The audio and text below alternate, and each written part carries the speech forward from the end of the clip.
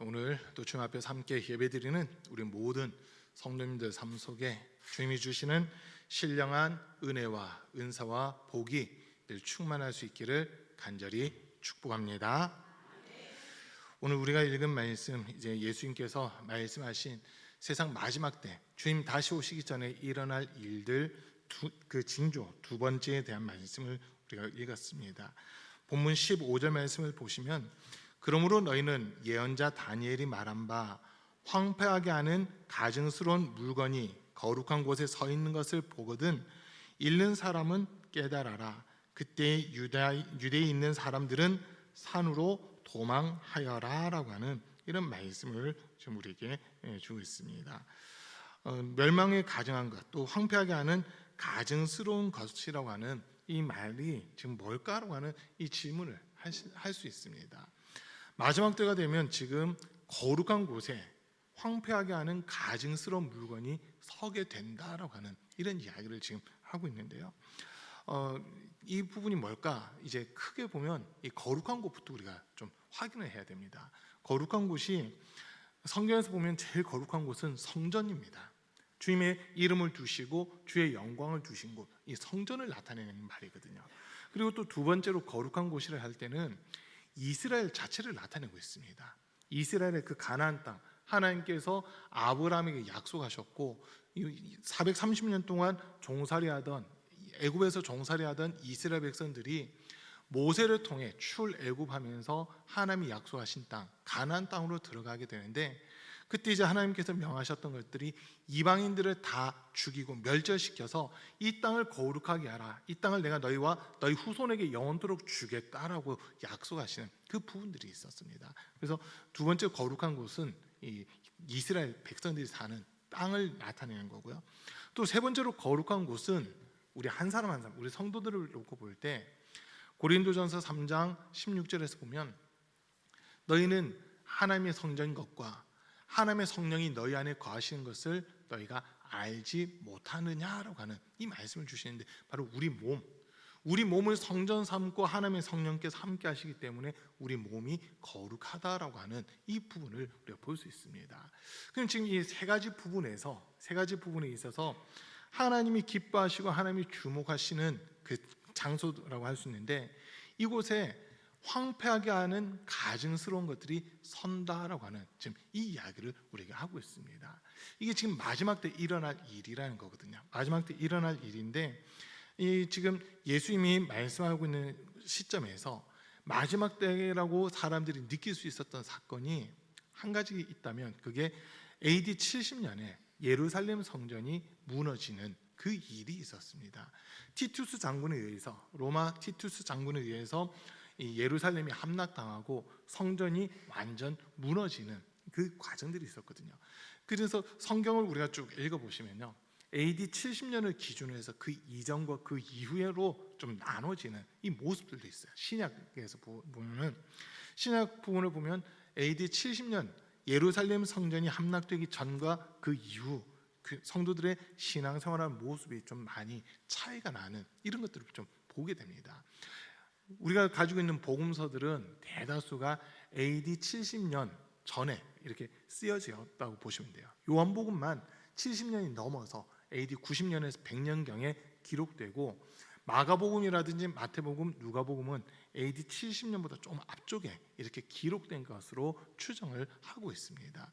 복음서들 중에서 제일 먼저 기록된 책으로 알려진 게 일단 마가복음인데, 마가복음 같은 경우 AD 한 55년에서 60년 그 사이에 기록되고, 마태복음과 누가복음이 AD 70년 전후에서 기록된 것을 보고 있습니다. 그리고 또 바울 서신들도 이렇게 쭉 보면 초기 서신들과 후기 서신들로 나눠지는데, 바울의 초기 서신이라고 할 수 있는 것들, 제일 먼저 쓴 책들이 데살로니가 전후서가 됩니다. 데살로니가 전후서인데, 그 책들을 놓고 보면 예수님의 재림이 아주 가까이 왔다라고 하는 그 차원에서 글들을 써나가고 있어요. AD 70년 그 이전에 쓰여진 책들은 대다수가 예수님의 재림이 금방 이루어진다라고 하는 이런 차원이거든요.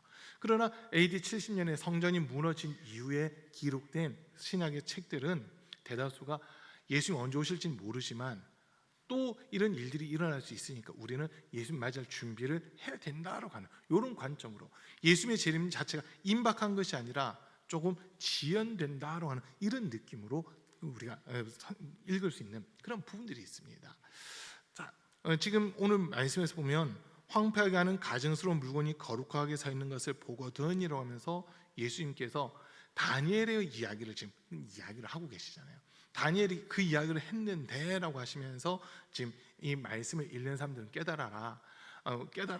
그러니까 지금 거룩한 곳, 좀 전에 말씀드린 대로 세 군데입니다. 성전, 이스라엘, 그리고 예수 그리스도를 믿는 우리, 이렇게 셋으로 분류해서 우리 좀 생각을 해보려고 합니다. 자, 그런데 이제 다니엘의 예언서에 이 황폐하게 하는 것, 가증스러운 물건이라고 한 것에 대해서 성경 세 군데에서 이야기를 하고 있는데 그걸 먼저 좀 찾아보도록 하겠습니다. 다니엘 9장 27절 말씀입니다. 다니엘 9장 27절 말씀입니다. 말씀 준비되면 띄워주시고요. 다니엘서 9장 27절 말씀 먼저 한번 같이 보겠는데요. 한번 같이 읽겠습니다. 시작. 그가 장차 많은 사람들과 더불어 한 일의 동안의 언약을 굳게 맺고 그가 그 일의 절반에 제사와 예물을 금지할 것이며 또 포악하여 가증한 것이 날개를 의지하여 설 것이며 또 이미 정한 종말까지 진노가 황폐하게 하는 자에게 쏟아지리라 하였느니라 하니라. 아멘. 다니엘서 7장부터 12장 사이에는 다니엘이 기도하면서 환상을 본 내용들이 이렇게 기록되어 있습니다.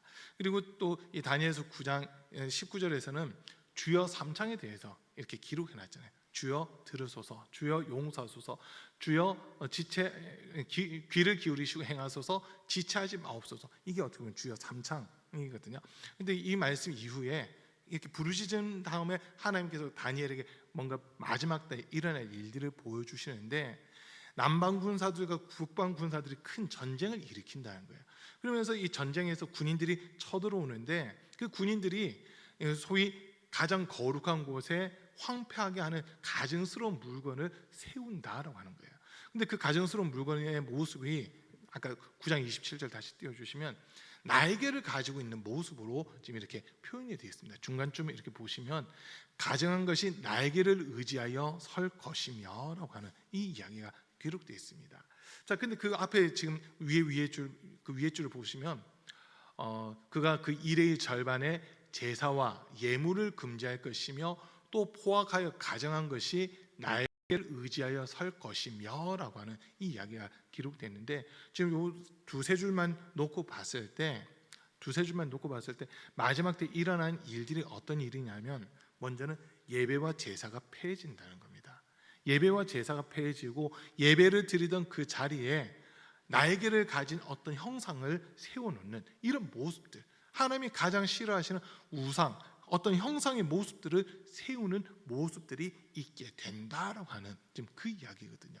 실질적으로 역사를 놓고 보면 BC 167년경에 수리아의 에피파네스라고 하는 황제가 이스라엘을 침공합니다. 이스라엘을 침공하고 예루살렘까지 쳐들어오는데 예루살렘 성전에다가 제우스 신상을 세우는 그 일이 실제로 일어납니다. 이 에피파네스 황제는 황제로서 한 10년 정도 이렇게 통치를 했던 사람인데 176년에 성전에 그 제우스 신상을 세우려다가 제지당하는 그 일이 한번 있었고요. 그리고 나서 174년에 왕에서 폐위가 되어버립니다. 암살당해서 죽게 되거든요. 그러니까 지금 에피파네스 황제가 어떻게 보면 자기 조카가 왕이 돼야 되는데 그 조카가 아직 너무 어리다 보니까 자기가 왕이 되겠다고 선언하면서 나섰는데 수리아 왕으로서 이스라엘과 일부러 전쟁을 붙은 거예요. 전쟁을 하면서 이 예루살렘 성전, 가장 거룩하다고 하는 예루살렘 성전에다가 제우스 신의 신상을 세우는 그 일을 해버리는 겁니다. 이게 이스라엘 백성들이 볼 때는 다니엘이 예언한 것은 주전 약 400년에서 500년경이라고 보시면 돼요. 다니엘이 586년에 예루살렘 멸망할 때 바벨론에 끌려갔었고, 그리고 이제 약 500년에서 510년 그 사이에 이 환상들을 봤다고 보시면 되거든요. 그런데 다니엘이 그 환상을 보고 대략 한 400년쯤 지나서, 약 400년쯤 400년이 지나서 실질적으로 예루살렘 성전에 이렇게 제우스 신상이 세워지는 그런 일들이 있었다는 겁니다. 이때 사람들은 깜짝 놀라죠. 다니엘이 예언했던 그 황폐한 것, 가증스러운 것이 예루살렘 성전에 섰구나, 이제 우리는 정말 망했다라고 생각하는 그 모습이었어요. 그 이후에 이제 로마가 수리아를 다시 점령하고 하면서 예수님 시대 때 그 헤롯 대왕, 예수님이 태어날 때 이스라엘 전체를 통치했던 분봉왕이 헤롯 대왕인데, 이 헤롯 대왕이 이스라엘 사람들에게 환심을 사기 위해서 새로 성전을 건축하기 시작합니다. 그 성전을 짓는데 거의 70년 가까운 시간이 걸리거든요. 예수님 시대까지도 그게 다 완공이 되지 못한 모습이에요. 48년 동안 건축을 했음에도 불구하고, 그러니까 예수님 태어나기 15년쯤 전부터 성전 건축을 다 한 거죠. 성전 건축을 했는데 예수님이 활동하던 그 시대까지도 성전이 완공되지 못하고, 예수님이 죽으시고 하늘로 올라가신 그 이후에 한 20년쯤 있다가 성전이 완공이 되거든요. 그런데 그 성전이 완공되고도 몇 년 못 가서 다시 티투스 장군에 의해서 성전이 함락당하는 그런 일들이 실질적으로 있었다는 겁니다. 그래서 지금 다니엘서 9장 27절에서 먼저 하는 이야기가, 예배가 폐해지고 예배드리던 이 거룩한 장소에 우상이 세워진다로 하는 그 말씀으로 우리가 먼저 이해를 하셔야 돼요. 그러니까 두 번째로 나오는 말씀이 다니엘서 11장 31절입니다. 다니엘 11장 31절 말씀입니다.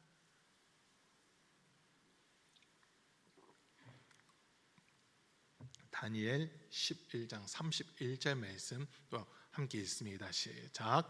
군대는 그의 편에 서서 성소 곧 견고한 곳을 더럽히며 매일 드리는 제사를 폐하며 멸망하게 하는 가증한 것을 세울 것이며.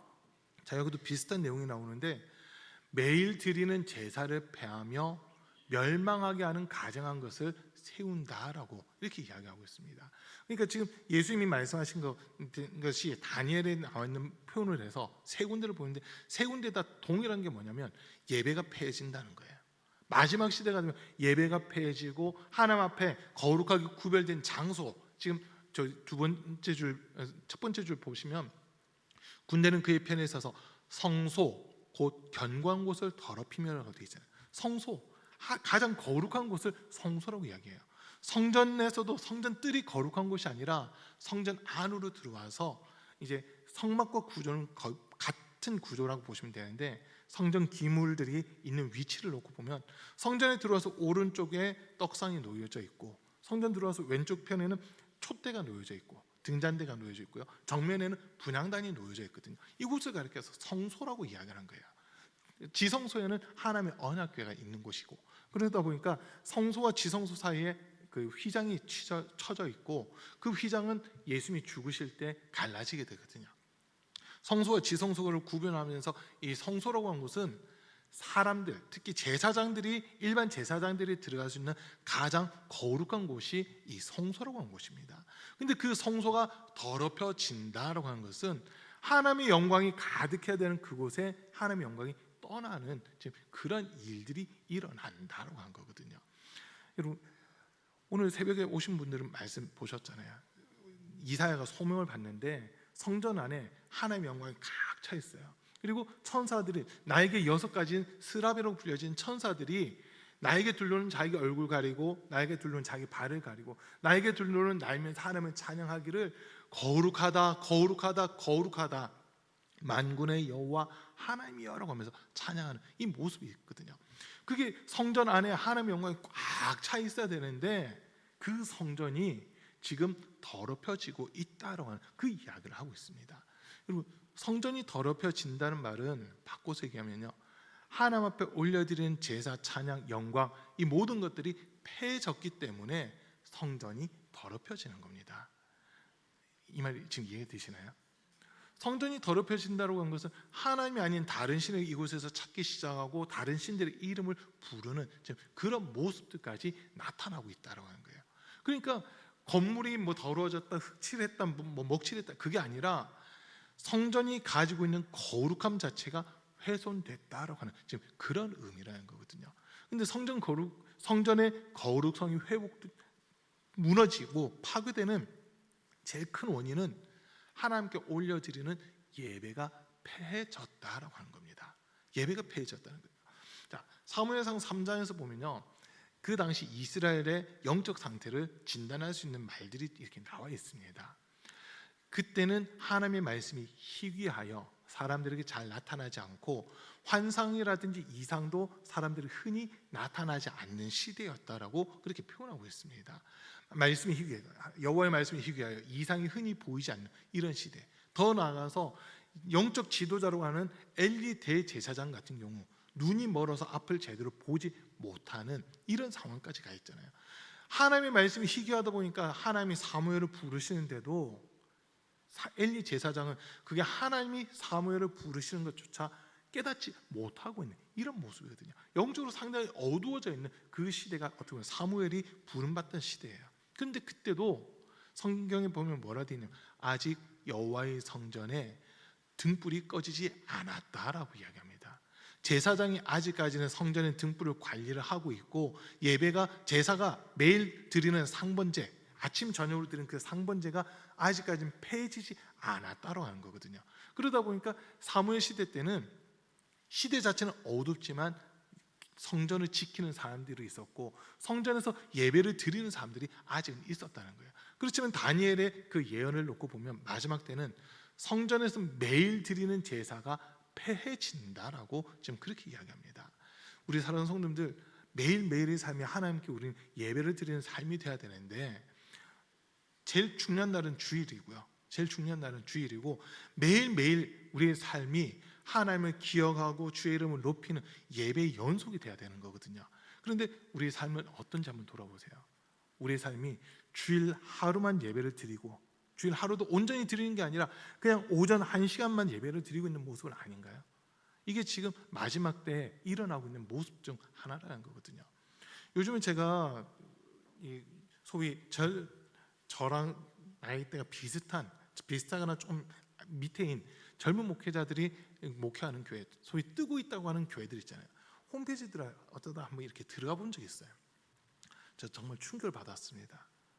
왜 충격 받았냐면요, 요즘 소위 뜨고 있다고 하는 교회들인데도 그 교회들 공통점이 하나 있었어요. 그게 주일날 예배는 오전에 다 끝난다는 거예요. 주일 오후 예배도 없고 저녁 예배도 없어요. 주일 오전 예배만 하고 끝나는 그 모습, 그리고 수요 예배는 있지만 금요 기도회가 점점 없어지고 있는 모습, 이런 모습들이 딱 보이더라고요.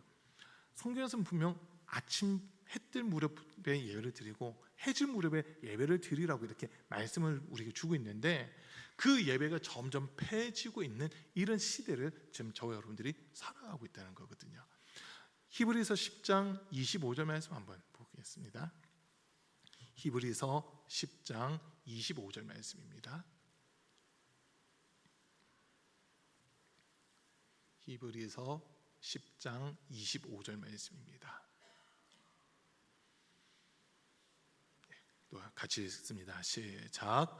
모이기를 패하는 어떤 사람들의 습관과 같이 하지 말고 오직 권하여 그날이 가까움을 볼수록 더욱 그리하자. 마지막 때가 되면 모이기를 패하는 일들이 점점 많아진다는 거예요. 이게 성전을 더럽히는 일이라는 거거든요. 이 성전에 예수님께서 마태복음 18장 20절에서 약속하신 말씀이 두세 사람이 내 이름으로 모인 곳에는 나도 그들 중에 함께 있느니라고 하는 약속의 말씀을 주셨어요. 그런데 점점 모이기를 패한다고 하는 것은 주님과 함께하는 것, 성도들만 모이는 게 아니라 그 자리에 주님이 함께 하시는데 주님이 이곳에 함께 계시고 우리 예배 주관자 되시고 우리 예배를 통해 영광 받으셔야 되는 것 그 자체를 점점 패하는 모습들이 나타난다라고 하는 겁니다. 여러분, 예배 한 번 더 드리는 게 그래서 중요한 거예요. 내가 예배 한 번 무너졌다, 이거는 지금 오늘 말씀의 근거에서 보면요 마지막 때에 일어난 모습 중 하나라는 거거든요. 예배가 점점 축소되고 예배가 약화되고 예배가 없어지고 이런 모습들이 마지막 때 일어난 그런 모습인데, 그 날이 가까움을 볼수록, 마지막 때가 가까우는 것을 볼수록 우리는 더욱더 모이기에 힘써야 된다라고 히브리서 10장 25절에서 우리에게 가르쳐주는 말씀인 겁니다. 여러분, 가장 거룩한 곳이, 진짜 거룩하게 될 수 있는 방법은 하나님 앞에 기도하는 사람, 예배드리는 사람, 찬양하는 사람들이 끊임없이 있어야만 된다라고 하는 겁니다. 성전에서 예배가 폐해져서 문을 닫는다, 그거는 성전의 거룩성이 훼손되는 그 모습이 되는 거예요. 그러나 이 성전에서 예배가 끊이지 않고, 기도가 끊이지 않고, 찬송 소리가 끊이지 않고, 성도들이 출근하고 퇴근하면서 한 번씩 성전에 와서 한 번이라도 와서 들렸다 가고, 이런 모습들이 계속 이어지잖아요. 하나님 이 성전을 주목하실 수밖에 없어요. 사람들이 이 성전을 외면하기 시작하면 하나님께서도 결국 이 성전을 외면하신다라고 하는 거거든요. 솔로몬이 성전을 짓고 하나님께 봉헌식할 때 하나님께서 약속하신 말씀들이 몇 가지 있어요. 그거 잠깐 이렇게 보면은, 이 성전에서 너희가 내게 기도하면 내가 나 있는 곳, 곧 하늘에서 듣고 그대로 응답해 주겠다. 많은 사람들이 죄를 범했다 하더라도 이곳에서 기도하면, 회개하고 기도하면 내가 너희의 죄를 사해 줄 것이고, 너희의 땅도 고쳐 줄 것이고, 질병도 떠나가게 할 것이고, 전쟁으로부터도 너희를 지켜주겠다라고 하는 그 약속의 말씀들을 하세요.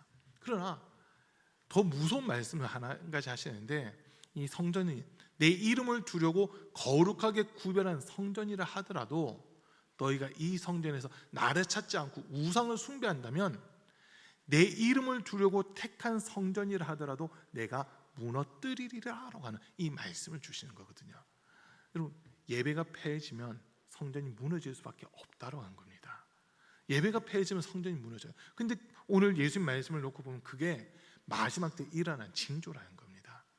이 교회는요, 사람들만 모두 흩어지는 자리가 아니라 이곳에 주님이 함께 계시면서 이곳에서 예배가 온전히 이루어져야 된다는 거, 그걸 우리에게 가르쳐주고 있는 그런 말씀인 겁니다. 자, 또 마지막 한 군데 더 볼게요. 다니엘서 12장 11절입니다.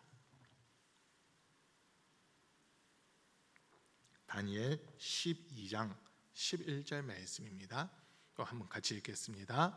매일 드리는 제사를 폐하며 멸망하게 할 가증할 것을 세울 때부터 1290일을 지낼 것이요. 1290일, 이게 대략 3년 반 정도 되는 시간이라고 보시면 돼요. 대략 3년 반. 요한계시록에 보면 7년 대환란이라는 표현이 이렇게 나오는데, 그걸 이제 어떤 분들은 전 3년 반, 후 3년 반 이렇게 나누기도 하고, 또 7년을 한꺼번에 보기도 하고, 이 여러 모습들이 있어요. 그러나 그럼 그게 어떻게 됐든지 간에 지금 다니엘서에서도 보면 1290일이라고 하는 그 날짜들을 계산하고 있잖아요. 대략 3년 반 정도 되는 시간이라고 보시면 돼요. 대략 3년 반 정도 되는 그 시간인데, 그 시간 동안 황폐해진다는 거죠. 멸망이 가증한 것들이 세워지면서 1290일이라는 시간 동안 하나님의 진노와 심판이 진행이 된다라고 하는 이런 말씀들을 지금 주고 있는 거거든요. 사사기 17장부터 해서 이렇게 보면 이스라엘 백성들의 시대적인 모습, 왕이 없을 때 시대적인 모습을 잘 보여주는 내용들이 이렇게 몇 가지 기록이 되어 있습니다. 사사기 16장까지는 사사에 대한 내용들이 기록되어 있거든요. 그래서 12명의 사사들이 어떻게 활동했는지가 잘 기록되어 있어요. 근데 17장 와서 이렇게 보시면 사사기 17장 5절 말씀 한번 띄워주시겠어요? 5절, 죄송해요. 17장 3, 앞절 한 절 앞으로 볼까요? 죄송해요. 6절 볼게요. 죄송합니다. 6절 말씀에 보면, 그때에는 이스라엘의 왕이 없었으므로 사람마다 자기 소견에 옳은 대로 행하였더라라고 기록하고 있고요. 한 군데 더 볼게요. 사사기 21장 25절입니다. 마지막 절. 사사기 21장 25절에도 보면요, 그때 이스라엘의 왕이 없으므로 사람이 각기 자기의 소견에 옳은 대로 행하였더라. 두 번 이렇게 말씀이 나오는데, 저 두 개 말씀이 똑같은 말씀 지금 나왔잖아요. 이게 이스라엘 백성들의 시대적인 모습이었다는 거예요. 백성들이 하나님의 뜻을 정확하게 가르쳐주는 사람들이 없다 보니까 지금 사람들이 자기 소견에 옳은 대로 행하는 이 모습들이 나타나는데 17장에서는 이제 미가라고 하는 사람이 등장을 합니다. 미가라고 하는 사람이 등장을 해요. 그 사람이 레위인입니다. 레위인인데 자기의 처소를 지키지 않고, 레위인이 있어야 될 곳은 성전과 관련된 곳에 있어야 되는데 그곳에 있지 않고 혼자 떠돌아다니고 있어요. 그것을 한 사람이 이렇게 보고는, 에브라임 지파의 한 사람이 보고는 당신 레위 사람이냐? 그렇다면 잘됐다. 우리 집에 와서 우리 집에 제사장이 되라. 내가 당신 먹을 거 입을 거 우리 집에서 다 책임져 줄 테니까 우리 가족들을 위한 제사장이 되라라고 하는 그 이야기를 해요. 레위인은 제사장이 아니잖아요. 제사장은 레위인 중에서 아론의 후손만 제사장이 할 수 있는 건데, 레위인이라고 다 제사장이 되는 건 아니거든요. 그런데 자격이 안 되는 그 사람을 자기 집에 제사장으로 데리고 갑니다. 그래서 집에서 제사를 드리면서 매일 번제를 하고 이렇게 하는 거죠. 자, 근데 이런 일이 왜 일어났느냐 했을 때 딱 한 가지예요. 예배가 폐해졌다는 겁니다. 제사장들은 성도들이, 일반 백성들이 드리는 11조와 또 선교 구제 이런 것들을 받으면서 먹고 사는 사람들이거든요. 그러다 보니까 이스라엘 백성들이 하나님이 주신 말씀이 뭐냐면, 제사장, 레위인, 고아, 과부, 나그네 된 사람들, 이 사람들을 돌보라고 하는 이 말씀을 주시잖아요. 근데 이들을 돌볼 자들이 없다는 거예요. 예배가 폐해졌기 때문에 이들 제사장들이 받을 몫이 없고 굶어 죽게끔 생기니까 어떻게 해서든 일이라도 해야 될 것 같고 뭔가 먹고 살아야 될 것 같으니까 이들이 성전과 관련된 곳을 떠나는 거예요. 자기 자리를 떠나버린 거예요. 그러다 보니까 한 가정의 제사장이 되어버리는 거죠. 그리고 이 모습을 단지파에서 보더니 한 가문의 제사장이 되는 것보다는 한 지파의 제사장이 되는 것이 더 낫지 않겠느냐고 하면서 소위 스카우트 제의를 하는 거예요. 더 많은 돈을 줄 테니까 우리 지파의 제사장이 되달라고 하면서 단지파가 이 미가로 한 사람을 데리고 가는 이런 일들이 일어납니다. 자, 공식적인 제사가 폐해진 거예요. 그러나 하나님을 사모하는 마음을 가진 자들이 이런 사람이라도 데리고 와서, 우리가 하나님 성전에 가는 것이 아니라 목회자가 우리 집 와서 우리 가정을 위해서 또는 우리 지파를 위해서 목회를 해주십시오, 어떻게 이루고 있는 지금 그런 상황이 되어버린 거거든요. 그리고 또 18장에서는 더 황당한 일이 일어납니다. 한 레위인이 첩을 데리고 있는데 이 첩이 동네 남자들에 의해서 윤간당하고, 그리고 이 제사장이 그 첩을 토막 살인해가지고 12토막을 내서 이스라엘 각 지역에 각 지파에 다 보내버리는 이런 일들이 일어나잖아요. 근데 그 일어난 지역이 에브라임 지역이에요. 이 일로 말미암아 이스라엘 전체가 에브라임과 전쟁을 하면서 에브라임이라고 하는 한 지파를 거의 멸절시켜버리는 이런 일들이 일어나거든요. 이 모습을 보면서 우리가 깨달아야 돼요. 하나님 앞에 드리는 예배가 폐해지니까 나라가 엉망진창이 되더라라고 하는 겁니다. 엉망진창이 되더라는 거예요. 여러분, 마지막 시대도 마찬가지예요. 하나님 앞에 드리는 예배가 폐해지고 예배 드리는 이 거룩한 공간이 더럽혀지고 우상의 자리가 이 자리에 서게 되면 그게 마지막 때 일어날 징조다라고 하는 겁니다. 정말 전 세계 교회들의 이야기를 들으면서 깜짝깜짝 놀랄 때가 있습니다. 여러분들께서 이렇게 잘 아시다시피 유럽에 있는 교회들 보세요. 얼마나 크게 웅장하게 잘 지어놨잖아요. 근데 지금 그 교회들이 유지가 안 된대요. 교회로는 유지가 안 된대요. 그래서 교회를 임대를 내주는데 소위 나이트클럽, 술집 이런 데다가 임대를 내준다는 거예요.